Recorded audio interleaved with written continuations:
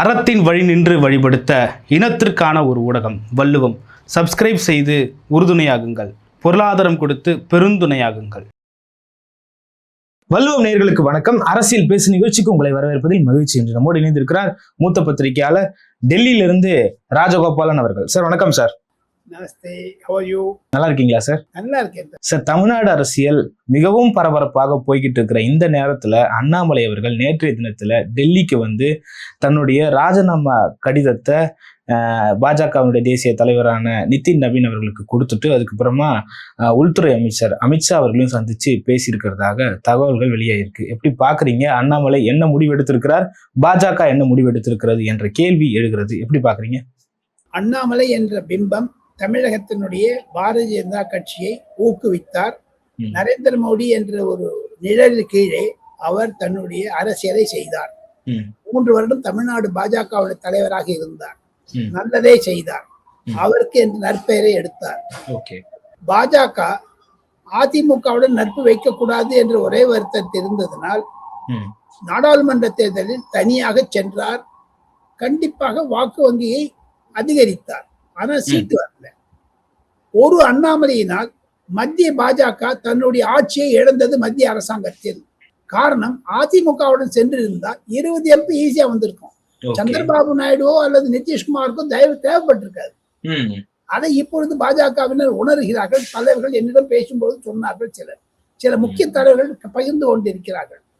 அந்த 24 பொழுது என்னுடைய மகன் திருமணத்தில் வந்திருந்த பல தலைவர்களும் சொல்லியிருக்கிறார். அப்பொழுது அதை நான் இப்பொழுது நினைவூட்ட விரும்புகிறேன். அதுக்கு காரணம் அண்ணாமலை தான்.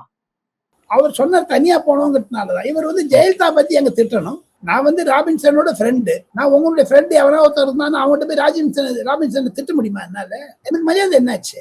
எங்க ஒரு கட்சி என்பது 50 வருடம் 60 வருடம் 6 முறை முதலமைச்சராக இருந்த பெரும்பான்மை முளைத்த பெருமையை பெற்ற ஜெயலலிதாவை ஏகவச்சனத்தில் பேசுவது என்பது அண்ணாமலைக்கு வந்து வாய் கூசா போய் தப்புங்க. அது அதனாலதான் பிரேக் ஆச்சுங்க கட்சி.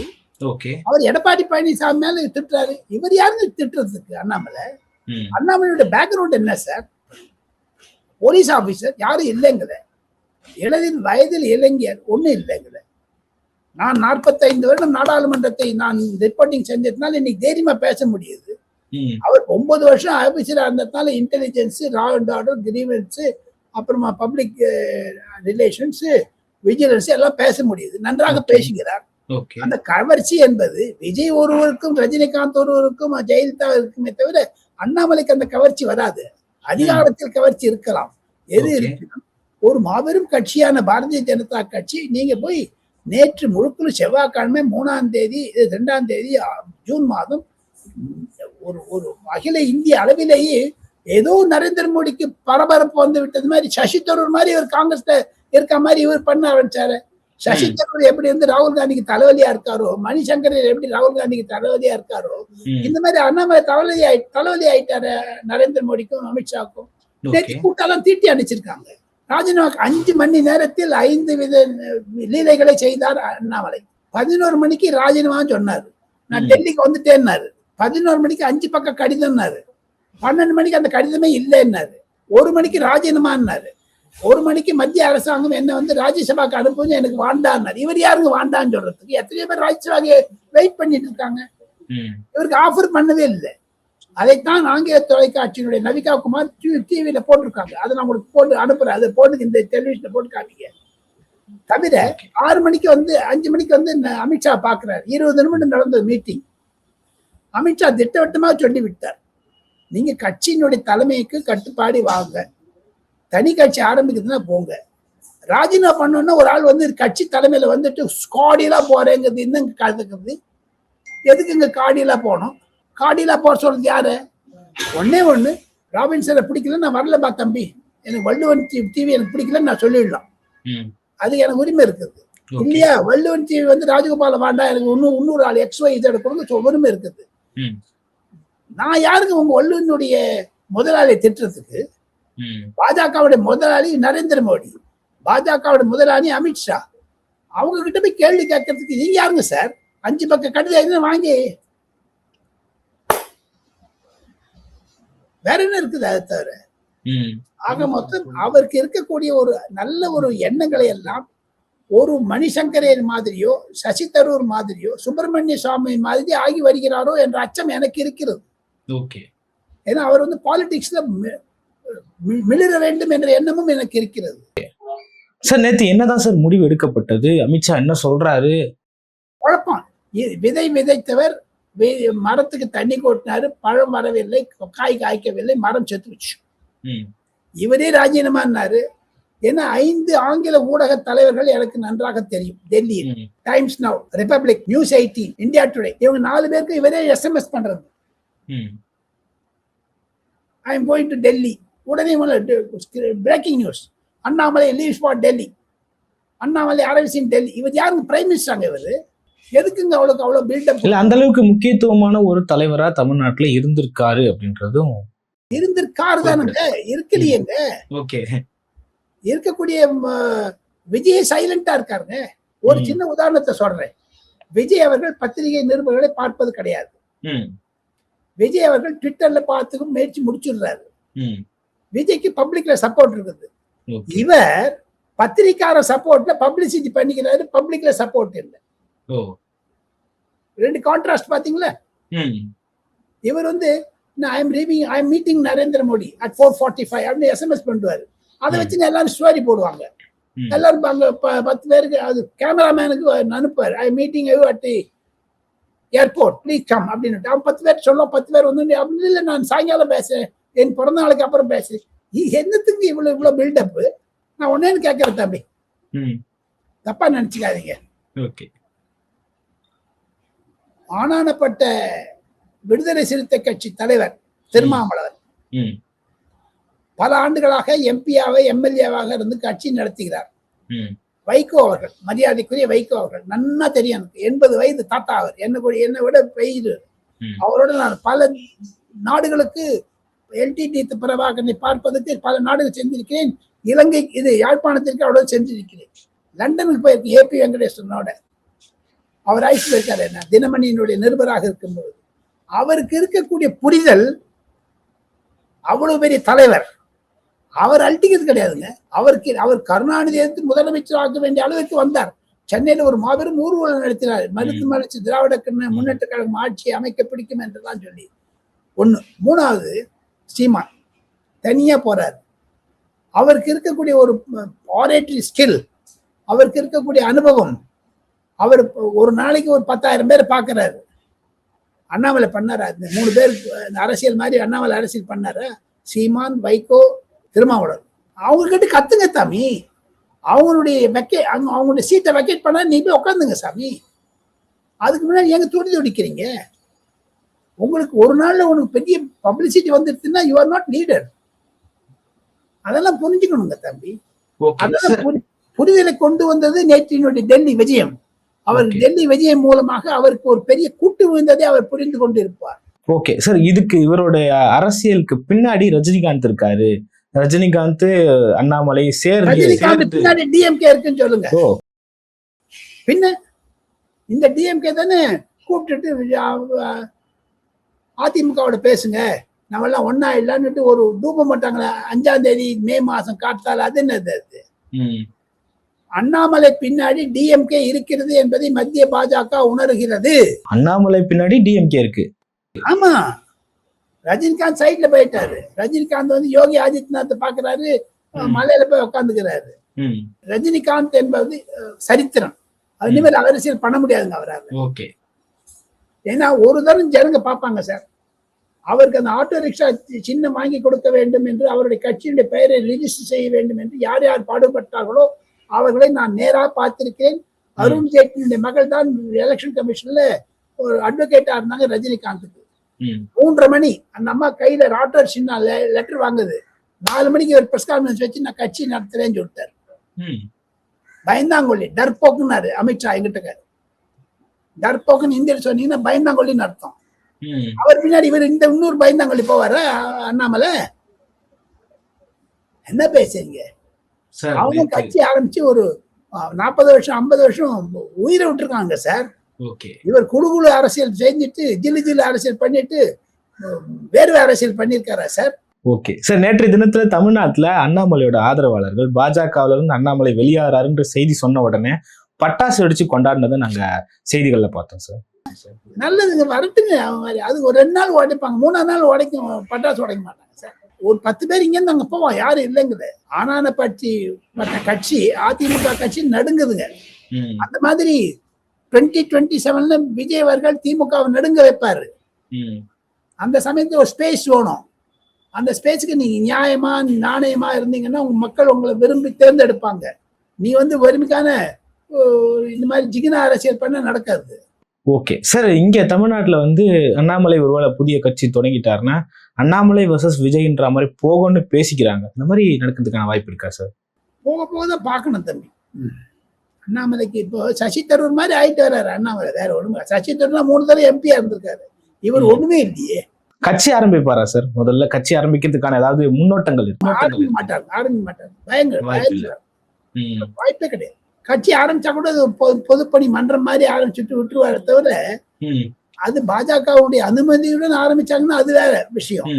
சப்போஸ் கட்சி ஆரம்பிச்சாருன்னு வச்சுங்க, பொதுப்பணி மன்றம் ஆரம்பிச்சாங்கன்னா டிஎம்கே தன் ஆளுங்களாம் அனுப்புவாங்க. அவங்க இவர் திமுகவுடைய முகமூடியாகத்தான் செயல்பட முடியும். Annamalai DMK files 1 DMK files 2 அப்படின்னு வெளியிட்டு இருக்காரு சார். திமுகக்கு எதிராக அதிகமா பேசியதுல ஒருவர் அண்ணாமலை அப்படின்னும் தமிழ்நாட்டுல இருக்கு. எப்படி அண்ணாமலைக்கு பின்னாடி திமுக இருக்கும்னு நம்ம ஏத்துக்க முடியும்?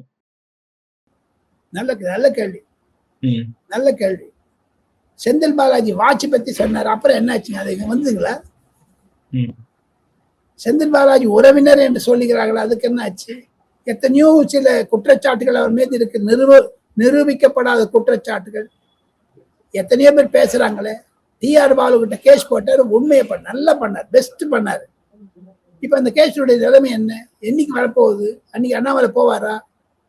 எத்தனையோ பேச்சு இருக்கு தம்பி. ஆனானப்பட்ட இதே திமுக பாஜகவோட போலாமா காங்கிரஸ்ல இருக்கலாமான்னு திண்டாடுறாங்க. இன்னைக்கு கருணாநிதியுடைய பிறந்த நாளைக்கு ராகுல் காந்தி வாழ்த்து தெரிவிச்ச உடனே இவங்களுக்கு எல்லாம் சந்தோஷம். 6ஆம் தேதி மீட்டிங் நடக்குது, இந்தி கூட்டணி, அதுக்கு டிஆர் பாலு வரலாமான்னு பாக்குறாங்க. ஏன்னா விஜயை தடுக்கணும், விஜய் உள்ள வந்துடக்கூடாது. இதே கம்யூனிஸ்ட் பாருங்க, நாங்கெல்லாம் திமுக கூட்டணி தொடர்கிறோம். இதுங்க மார்க்சிஸ்ட் கம்யூனிஸ்டுடைய ரெட்ட வேடம். தமிழ்நாடு அரசு எங்க போகுதுங்க தம்பி? திமுக பக்கம் போகுதா, அதிமுக பக்கம் போகுதா, இல்ல பாஜக பக்கம் போகுதா, இல்ல விஜய் பக்கம் போகுதா? நீங்க ரெண்டு குதிரையில சவாரி பண்ண முடியாது தம்பி. உங்களால ஒரு குதிரை ஓடும், வந்துடும். இன்றைய தினம் கம்யூனிஸ்டுடைய கட்சியினுடைய சண்முகம் அவர்கள் பேட்டி என்பது எனக்கு கவலையை தருகிறது. திமுகவோட இருக்குங்கிறது என்ன அர்த்தங்க? அப்ப திமுக தான் விஜய் கிட்ட போக சொன்னாங்கல்ல. அப்ப விஜய் தீய சக்தின்னு சொன்னது இப்ப தூய சக்தி ஆயிடுச்சா? காங்கிரஸ் எங்க முந்திரி கொட்டை மாதிரி போய் மந்திரி பதவி வாங்கினாங்க. நீங்க இன்னைக்கு எழுதி வச்சுங்க தம்பி, விஜய் அவர்கள் காங்கிரஸுக்கு ஒரு நல்ல வழி அனுப்பு விழா செய்வார். எப்ப செப்டம்பர் அக்டோபர்ல 25 சீட்டு தன் பக்கம் இழுத்துலன்னா என் பேர் ராஜகோபால் பாருங்க. பதவியில உட்கார்ந்தப்பறம் உங்களுக்கு அரசியல் வேறு, பதவியில இல்லாத மட்டும் அரசியல் வேறு. காங்கிரஸ் என்ன முடிவு எடுக்க போறாங்க சார்? இன்னைக்கு ஷோடங்கர் 2:30 மணிக்கு விஜய சந்திக்க போறதா சொல்றாங்க. இந்தியா கூட்டணியோட கூட்டத்திற்கு தாவேகா பங்கு பெறுமா அப்படின்ற ஒரு கேள்வியும் இருக்கு. செல்வ பெருந்தகை இந்தியா கூட்டணியில் திமுக தொடரும் அப்படின்ற மாதிரியான செய்திகளை சொல்லியிருக்காருன்னு நினைக்கிறேன் சார். எப்படி பாக்குறீங்க ரெண்டுத்தையும்? எப்படி தமிழக பாஜகவில் குழப்பம் இருக்கிறதோ அதே மாதிரி தமிழகத்தில் வெற்றி கழகத்தினுடைய குழப்பத்தை காங்கிரஸ் உண்டாக்கி வருகிறது. ராகுல் காந்தியினுடைய ஆதரவின் பெயரில் கிரி சௌடங்கர் விஜய் அவர்களை பார்த்தாலும் விஜய் அவர்கள் முடிவெடுக்க வேண்டும். அவர் தன்னுடைய பிரதிநிதியை அனுப்பிவிட்டாலும் அடுத்த ஓரிரு நாட்களில் மத்திய அரசாங்கம் ஏற்பாடு செய்யக்கூடிய அந்த நிதி ஆயோக் கூட்டத்தில் பேச இருக்கிறார். இதெல்லாம் வச்சுன்னு பாத்தீங்கன்னா விஜய் தன்னுடைய கட்சிக்காரனோட சேர்ந்து தான் முடிவெடுக்கணுமே தவிர விஜய் தானாவும் சொல்ல மாட்டான்னு தான் நம்புறங்க. அண்டை மாநிலமான கேரளாவும் சரி கர்நாடகாவிற்கும் பதவியேற்பு விழாவில் போகாதிருந்த விஜய் நரேந்திர மோடியை பார்த்து வந்த பிறகு திருச்சி மீட்டிங்ல நரேந்திர மோடியை கண்டிக்காத விஜய், ராகுல் காந்தியை பார்க்காத விஜய், பிரியங்கா காந்தியை பார்க்காத விஜய் எப்படி இண்டி கூட்டியில் போவாரு? அவர் வெயிட் அண்ட் வாட்ச் தான் பார்ப்பாரு. ஒருவேளை நரேந்திர மோடி அரை மணி நேரம் மீட்டிங்ல அவர் என்ன சொன்னார், இவர் என்ன புரிந்து கொண்டார், அதெல்லாம் ஒரு புரிஞ்சுக்கிறது இல்ல. அமித்ஷாவையும் பார்க்கலன்னு சொல்றாங்க. அமித்ஷா பார்க்கணும் அவங்க கிளைம் பண்ணிட்டாங்க. 6 மணிக்கு போன் பண்ணிட்டு 6:30 மணிக்கு 7 மணிக்கு வரேன்னு சொன்னா அது நடக்காதுங்க. இந்தியாவினுடைய உயர் மட்டத்தில் இருக்கக்கூடிய பிரதமருக்கு அடுத்ததாக இருக்கக்கூடிய அமித்ஷாவிடம் 3 நாளுக்கு முன்னாடி நீங்க பண்ணணும். அந்த அமித்ஷா பிஏ கிட்ட நான் கேட்டேங்க. 6 மணிக்கு போன் வந்து 7:30 மணிக்கு வரலாமான்னு கேட்டாங்க. அது முடியாதுன்னு சொல்லிட்டாங்க. அமித்ஷா கிட்ட தெரியும் அது. அமித்ஷாவே போன்ல பேசியிருக்காரு விஜய் கிட்ட. It's not possible, we will meet some other time அப்படின்னு சொல்லிட்டு. அதை தவிர இன்னொரு சில பிரச்சனை நான் சொல்றேன். அவங்களுடைய பிரைவேட் செக்ரட்டரி என்கிட்ட சொன்னது, அமித்ஷாவுடைய பிரைவேட் செக்ரட்டரி சொன்னதை வள்ளுவம் நேயர்களுக்கு ராபின்சன் மூலமாக நான் குறிப்பிட விரும்புகிறேன். அமித்ஷா விட்ட ஒரு 20 கார் நிற்குங்க. ஒரு சீஃப் மினிஸ்டர் விஜய் வந்தாருன்னா 12 காருங்க. நீங்க அப்பாயின்மெண்ட் கொடுக்கறதுக்கு முன்னாடி உங்களுடைய என்டூராஜ் கேட்பாங்க, யார் யார் வரப்போறாங்க உங்களோடன்னு. உங்களுக்கு இருக்கிற செக்யூரிட்டி சிஸ்டத்தை கேட்பாங்க. ஏன்னா அமித்ஷா வீட்டில் இருக்கிறது வந்து டெல்லி போலீஸ் கண்ட்ரோல் பண்றாங்க. அவங்க வந்து தமிழ்நாடு போலீஸ்காரங்க உள்ள விட மாட்டாங்க, நாங்களே பார்த்துக்கலான்னுட்டு. ஸோ ஆக மொத்தம் இந்த விஷயத்த பார்த்தீங்கன்னா அமித்ஷா சொல்லிட்டாரு, எங்களுடைய ஏற்கனவே 3 சீஃப் மினிஸ்டர் வந்திருக்காங்க, எங்க கார்லாம் வெளில நிற்குது, 4வது சீஃப் மினிஸ்டர் வந்து அவங்களுக்கு காருக்கு உள்ள நீ விட்டுருவாங்களே தவிர ஸ்பேஸ் செக்யூரிட்டி கன்சர்ன்ஸ் இத்தனை இருக்குது, நம்ம நாளைக்கு நீ பார்க்கலாம்னு சொன்னோடனே சரின்னு விட்டார் அவர். அவ்வளவுதான். அமித்ஷா பார்க்கலைங்கிறது வேற குத்தம் கிடையாதுங்க. ஓகே சார், திமுக இந்தியா கூட்டணியில தொடருகிறதா இல்லையா? தொடர்கிறது. எப்படி சார் அது? திமுக இந்தியா கூட்டணியில இருக்குன்னா இப்ப தாவேகா கூட எப்படி காங்கிரஸ் இருக்க முடியும்? அவங்க இல்லைன்னு சொல்லலையே தம்பி. நான் திமுக கூட்டணியில தொடரேன்னு சொல்லலீங்களே, அதுக்கு என்ன சொல்ல போறீங்க? இல்ல, காங்கிரஸ் தாவேகாவோட இருக்காங்க, இந்தியா கூட்டணியோட தலைமை காங்கிரஸ். புரியுது. அப்போ திமுக வந்து லோக்சபா ஸ்பீக்கருக்கு லெட்டர் எழுதிட்டாங்க, எங்களுக்கு தனியா உட்கார வை சீட்டுன்னுட்டு கனிமொழி எழுதிட்டாங்க. இப்ப வந்து தமிழ்நாட்டில் ஒரு கம்யூனிஸ்ட் கட்சியும் விடுதலை சிறுத்தை கட்சியும் நாங்க திமுகவோட தான் இருக்காங்க. அவங்க வந்து அங்கம் இந்தியா அலையன்ஸ்ல. அவங்க சொல்றாங்க நம்ம திமுக வந்து இந்தியா அலையன்ஸ் கொண்டு வந்துடுறோம்னு சொல்றாங்க.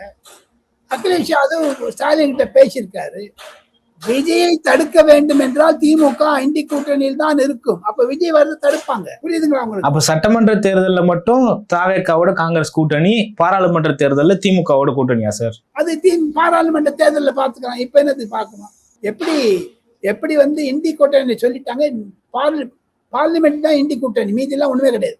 அது ஒரு குழப்பத்தில் இருக்கிறது. இந்தி கூட்டணி என்பது செத்து போன கூட்டணி, மறைந்து போன கூட்டணி. அதுக்கு நம்ம உயிர் கொடுப்பது வந்து ஸ்டாலின் விரும்புவாரா இல்லது வந்து விஜய் விரும்புவாரா தெரியல. விஜயை தடுக்க வேண்டும் என்று தான் திமுக நான் வரேன்னு சொல்றாங்க. திமுக தயாரா இருக்கு.